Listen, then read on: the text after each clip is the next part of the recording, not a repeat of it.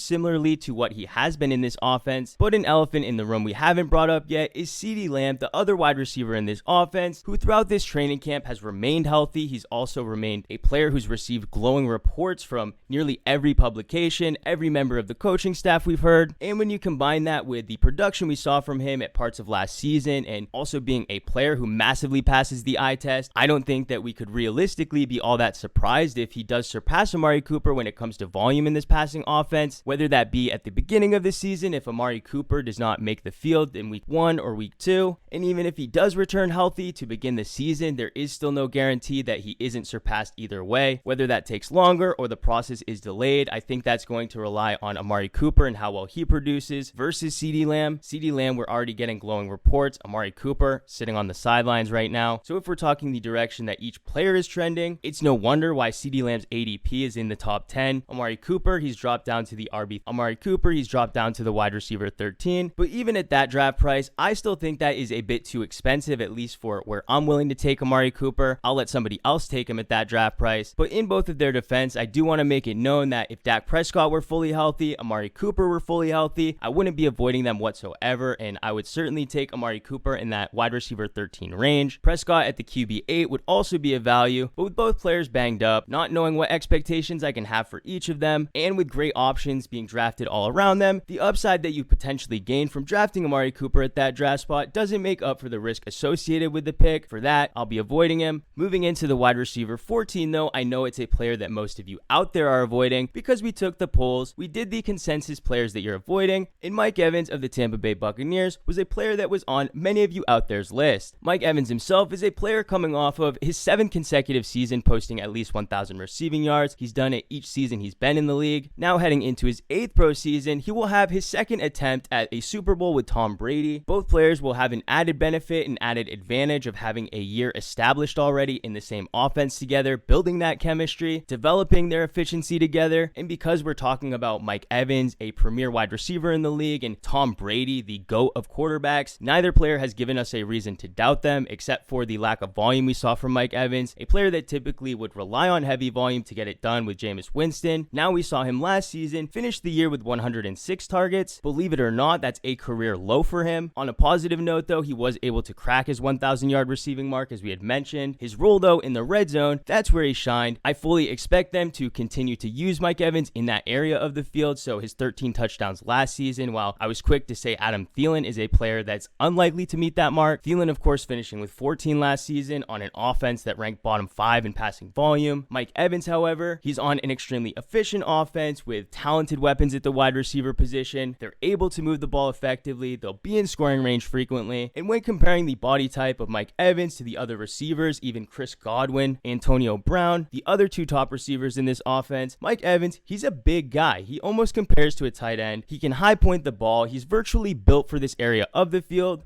And although his 13 touchdowns in 2020 were a career high, we do have to recognize that in his rookie season, he had caught 12 receiving touchdowns. Also in 2016, he had another season with 12 touchdowns. So although Mike Evans did exceed expectations in that area of the field, it's not as if that type of production was completely uncharacteristic of Evans. I will say, however, that despite my confidence in him from a season-long perspective, I still do have a bit of concern from his week-to-week consistency. If his target totals don't come up, there's no way we can guarantee his production week over week. If he's receiving 2 touchdowns in 1 week, 6 the next week, to expect him to produce starter-level productions in back-to-back week with that type of volume totals, it's just an unrealistic expectation. With the amount of weapons that Tampa Bay has, though, that could be a reality that we face as a Mike Evans owner. The positive part, though, he's coming off the board as the wide receiver 14. You're not paying a wide receiver 1 price for him like you would in other seasons. There is still the possibility of him exceeding your expectations, increasing his target totals from last season, and any injury to the wide receivers in this offense, whether it's Antonio Brown or Chris Godwin, any injury to either of those players is directly going to skyrocket the value and expected production of Mike Evans week over week. For that, we completely agree with his ADP of the wide receiver 14. In fact, that's exactly where we have him ranked. But going into the next player, the wide receiver 15, one of our favorite picks over the past several seasons, it's Robert Woods of the LA Rams. Woods heading into this season is going to have the added benefit and potential upside of having Matthew Stafford throw him the ball. Stafford, also a player that we should monitor throughout this offense. Similarly to Dak, he was held out with injury.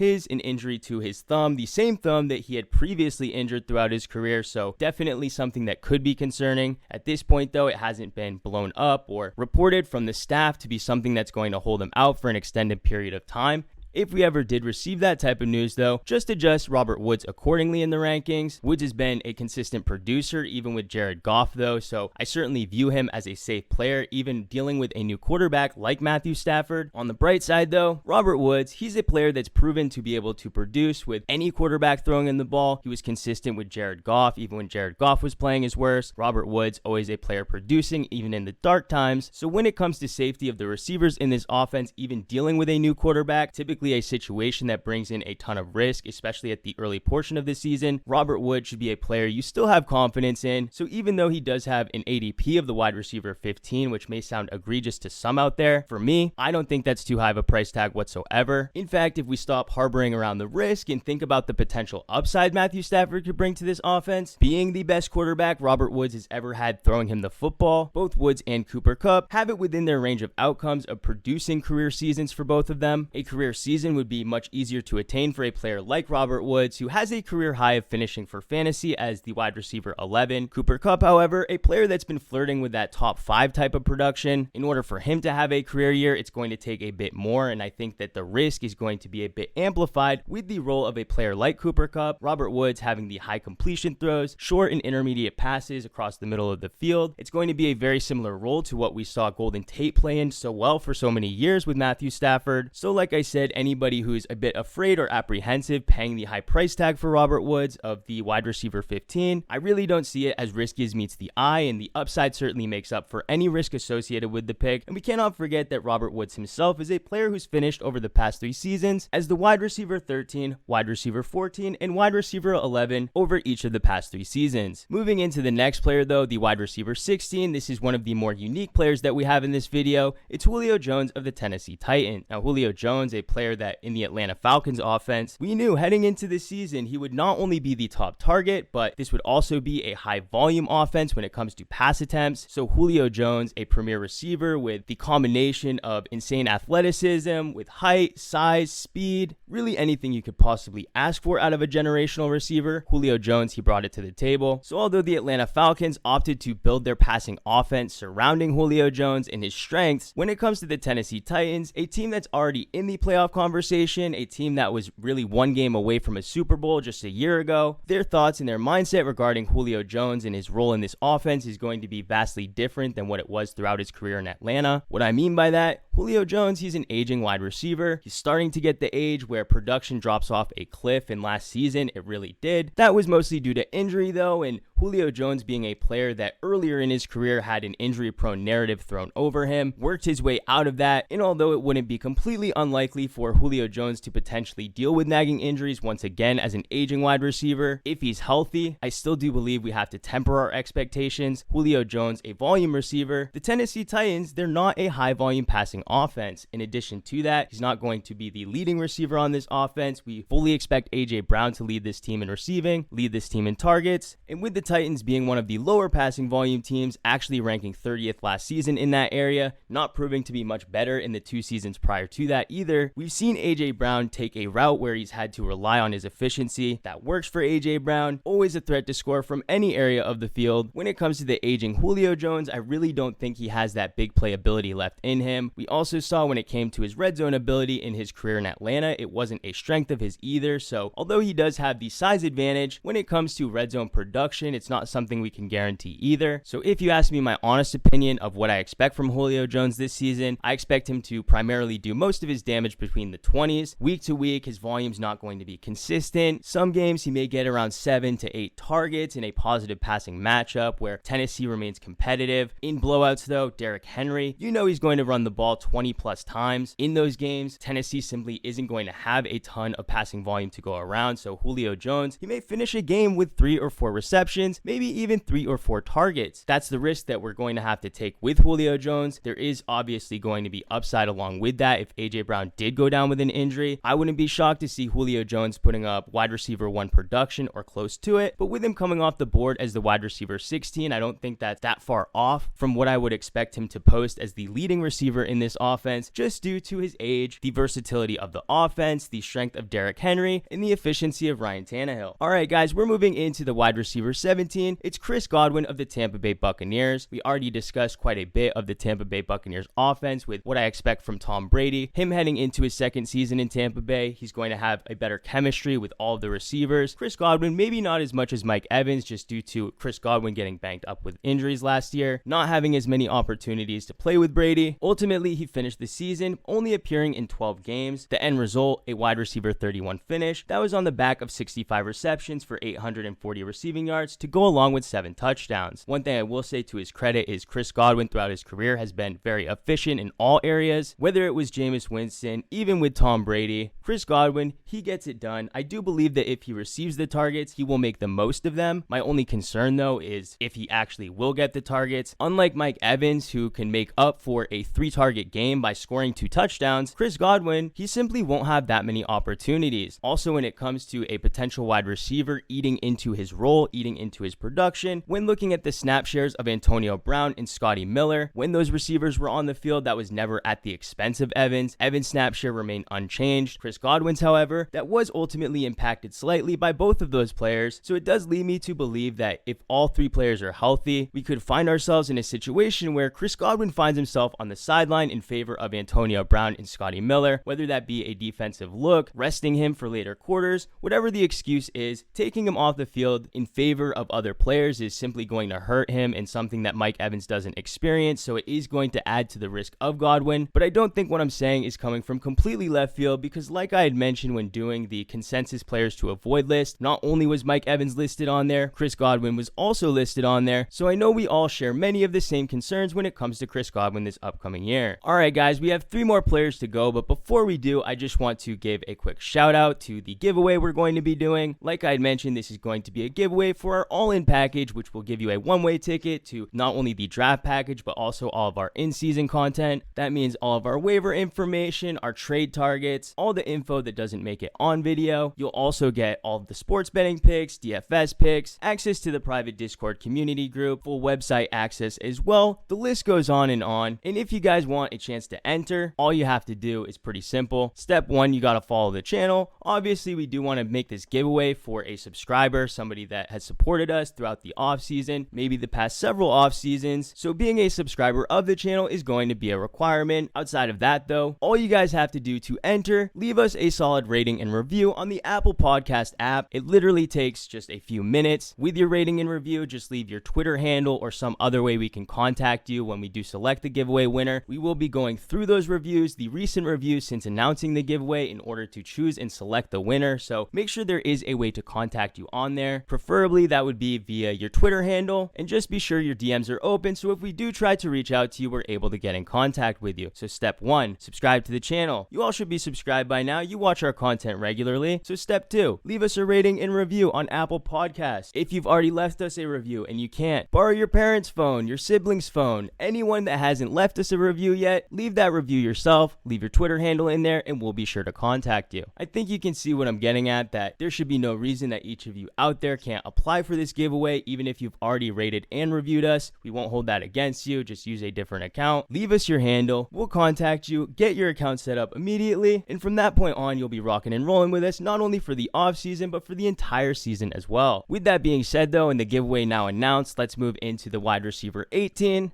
A player that has been significantly rising in the rankings, it's DJ Moore of the Carolina Panthers. Now, admittedly, I've been a massive fan of DJ Moore throughout his career. I've always been in favor of drafting him high, even last season, and while it didn't come back to bite me last year, I do fully understand that it did bite many people that ended up drafting him. Despite receiving a sizable amount of volume, 118 targets, converting that into 66 receptions for 1,193 receiving yards, DJ Moore was hardly able to crack the top 24 wide receivers, finishing as the wide receiver 23. And while that may not sound all that bad, because he was playing consistently, he actually finished a little bit worse when it comes to his fantasy points per game, hardly finishing inside the top 30 in that area. So despite receiving the volume, despite putting up the receiving yardage, the touchdowns, they simply weren't there, finishing the season with 4. Say what you want about Teddy Bridgewater and his conservative tendencies, but he did play an overall successful season for Carolina. Yes, his red zone efficiency wasn't perfect, but his completion rate, his accurate target percent, quarterback rating, many advanced metrics Teddy Bridgewater actually excelled in. For that reason, while many people do view Sam Darnold as a possible player to take DJ Moore out of his rut, Darnold, a player who slightly has a reputation of being a gunslinger, or at least a player who's a bit inconsiderate when it comes to the ball. Those types of players, those Jameis Winston types, those Ryan Fitzpatrick types, those gunslingers are of course the ones we want for fantasy. While that play style hasn't typically led to a lot of W's in the win column, when it comes to fantasy football, we've seen a lot of players benefit from those types of systems. I'd mentioned earlier when talking about Fitzpatrick, about DeAndre Hopkins, Devontae Parker, and when it comes to Jameis Winston, we can also bring up Deshaun Jackson, the production we were seeing out of Mike Evans, the list, it goes on. And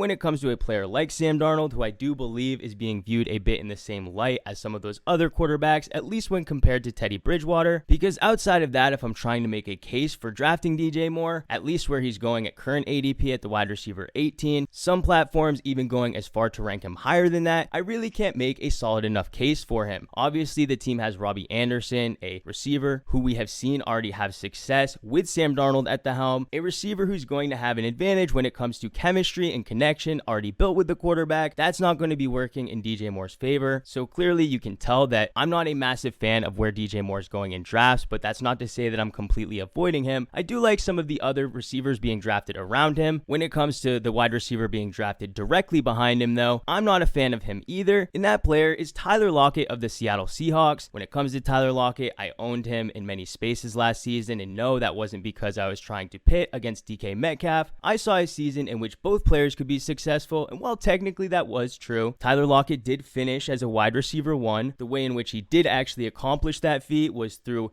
3 completely massive games. The rest of his games were not even posting starter level production, so even having him in your starting lineup was hurting you much more than it was helping you. So anybody out there that is trying to make excuses for Tyler Lockett, which believe me, I've heard many people out there say that Tyler Lockett and owning him last season was not as detrimental as people make it sound. Well, I'll tell you firsthand, as a Tyler Lockett owner in 2 leagues, I did not win in either of those leagues. And while I can't completely blame the losses on Tyler Lockett, I know that he certainly didn't help me. Looking more specifically at his production, Tyler Lockett had 1 game against the Dallas Cowboys in week 3 where he posted 37 fantasy points, followed that up with his massive Arizona game in week 7 where he scored 53 fantasy points, and rounded it out in week 17 when nobody plays fantasy football and posted his 3rd best game, 33 fantasy points against San Francisco of all teams. So even if it wasn't week 17 and I had to make a correct start and sit decision, Tyler Lockett, a player who was not producing against much softer matchups, I don't think I would be confident enough to start him in a week where he was going up against a stout and sturdy San Francisco defense. Arizona, yeah, that's predictable. Dallas, very predictable. San Francisco, not so much though. So when you factor in that Tyler Lockett put up over 120 fantasy points in those 3 games alone, hardly scoring over 200 for the entire entire season, do the math, spread out his remaining fantasy points over the other 13 weeks, and tell me that there's enough to go around for you to feel good about starting him in those matchups. I mean, you can even look at Tyler Lockett's PPR production. He had more single-digit fantasy point games than double-digit fantasy point games, so I may be a bit biased based on the lack of production I received from him last season, and that may have led me to be avoiding him for this upcoming year, and maybe I'm going to miss out, but at the same time, there are many other options at the wide receiver position. I'm not forced to take Tyler Lockett. Yes, I do believe, similarly to Mike Evans, he's going to be a player more safe on a season-long basis and much less safe on a week-by-week basis, and just like Evans, the reason for it is going to come down to volume. The Seattle offense isn't an offense that has a ton of passing volume to go around to begin with. DK Metcalf, though a premier receiver, garnering a higher target total from his rookie season to his sophomore year, there is a case to be made that he takes yet another step forward for the 2021 season, and if he does get even more targets and the Seattle Seahawks offense doesn't become more focused on the pass and increase their passing volume, Tyler Lockett could be a player that completely busts where he's going, which is currently the wide receiver 19. Alright guys, we're moving into the final wide receiver, and I promise we'll end it on a good note because this is a player that I adore heading into this season. I love his ADP, I love his projected upside. I'm willing to take the risk on drafting him even if it busts because I know that the upside would more than make up for it. We already mentioned him earlier when discussing another player I love, Robert Woods. Yes, that's right, we're talking about Cooper Kupp of the LA Rams. As I had mentioned earlier, I'm a bit bullish when it comes to my projections for Matthew Stafford and what I expect out of him when it comes to this offense led by Sean McVay, combining a quarterback with one of the most talented arms with an offensive guru, a head coach like Sean McVay, who's already proven to defeat some of the better defensive coaches in the league. And like I said, when it comes to a player like Cooper Kupp, a player who does have a high ceiling, a top 5 ceiling, we've seen it in 2 separate seasons before. While he's always bunched in with a player like Robert Woods, the way in which they get their production is vastly different. Cooper Kupp, a player who's no stranger to double-digit touchdowns, or at least averaging that amount. Robert Woods, a player who averages near 4, 5, or maybe 6 per season on a good year. Cooper Kupp is going to be doing most of his damage within the red zone, a bit outside of the red zone on bigger plays. So if this offense does get in scoring position much more frequently, if this offense actually does compete with top 5, top 3, or potentially better, Cooper Kupp is likely going to be a large reason for it. He's likely going to have plenty of touchdowns on the season already for them to have made it to that spot. And now with the injury to Cam Akers holding him out, it does make me lean more on the side that this offense is going to have to focus more on their passing game. Darrell Henderson, a more undersized back, you can't run him into the ground. They got rid of Malcolm Brown as well. Their options, it's a bit limited in the run game. And while no, I'm not using that to say that I think they'll be one-dimensional, I just think it does add to the potential ceiling of both Robert Woods and Cooper Kupp. And for Cooper Kupp to be coming at such a significant discount, 5 spots lower than where Robert Woods is, Woods the wide receiver 15, Kupp the wide receiver 20. Last year we were apprehensive on taking Kupp because he was returning from an injury. Now he's 1 year further removed from that. So getting a draft day discount on a player that just has an extremely high ceiling, tied with a quarterback the best he's ever played with throughout his entire career, that's the type of investment I'm always looking to make at the wide receiver position, especially with a player being drafted at wide receiver 20 or lower. But guys, that's going to do it for this video. Just a quick shout out and reminder to sign up for the giveaway. All you have to do, just to remind you, subscribe to the channel, leave a rating on Apple Podcasts. Just be sure to leave your Twitter handle or some alternative method to contact you so we have a way of giving you your prize. Other than that though, that's really as simple as it's going to be. Good luck. We hope you guys win. If you enjoyed though, hit that like button. If you're new, hit that subscribe button. Thank you all for watching. We'll catch you on the next one.